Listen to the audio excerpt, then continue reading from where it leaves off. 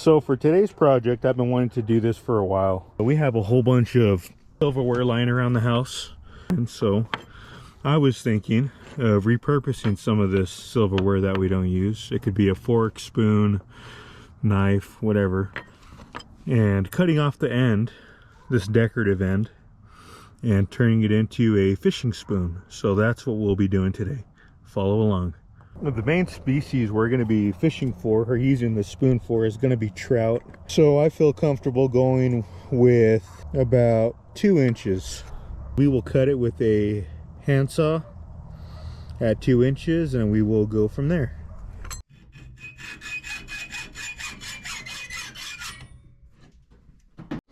The actual dished out spoon part we're going to set aside, and we will use that for a future project. So hopefully we can start working on that one very soon. Now that we have our 2-inch section cut off from the spoon, I'm going to take a coarse metal file and I'm going to start rounding this, going to a gradual taper. This side is already fine with the decorative stamping that's on this. So we'll just work on this side right here, and then we will move on to the next step.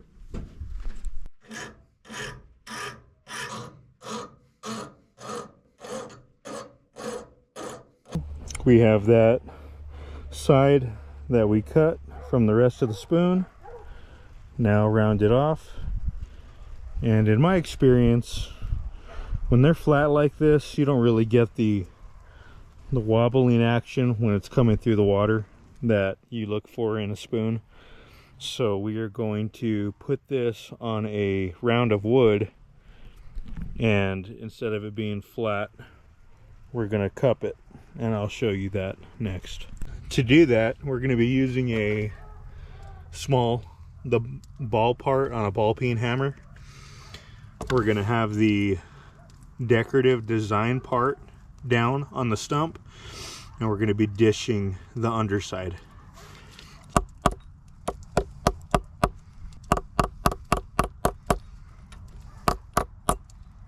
We're starting to get that cupped shape that we're looking for, but I recommend holding it in some pliers. Once I started hammering on it with the ball peen side of the hammer, it vibrates pretty bad. It makes it pretty difficult to hold on to.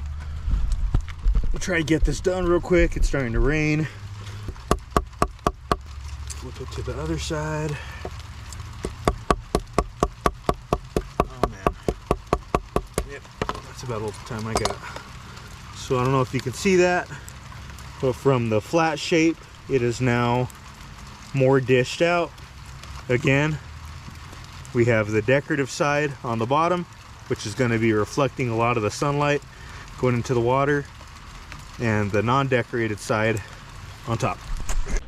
Now that we have it dished out how we want, we're going to take a punch and about a 1/16 to, yeah, I'd say about a 1/16 to an 1/8 inch from the end right here, and then the other one up here where we're going to be attaching our fishing line to, we're going to punch to those 2 spots so that we have a divot for our drill bit. Now that we have our punch marks on our spoon that we're making from silverware, we're going to take a 1/16 metal drill bit, and we're going to drill those holes out.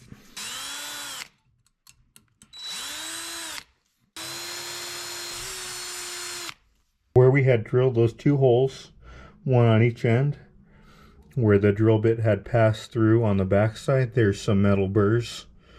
We're going to take a small needle file and stick it inside of the holes on both sides and clean up those metal burrs. If we do not do that, when we go to tie our fishing line onto this spoon, it's just going to end up cutting the line and we'll lose our lure. And now that we have our holes cleaned up, we're going to need, for the next part of this project, some split rings. Size 3 seems to work really well for this size of fishing spoon, and we're going to be attaching one of these split rings to the back side of our spoon. And after we have our split ring attached to the spoon, we will then put a treble hook onto that split ring. Here's the finished product, and a couple others that I was working on as well. This is a very simple project. It doesn't take very many tools, and these work fairly well. I've used these for anything from bass, panfish, trout. They get the job done, and very inexpensive. You can find bags of these that people are just getting rid of at yard sales. This is the one that we finished up. Turned out great. All right, thank you for following along. Please like and subscribe, and if you have any ideas of some future videos we could attempt, leave a comment. I would love to hear from you guys. Thank you.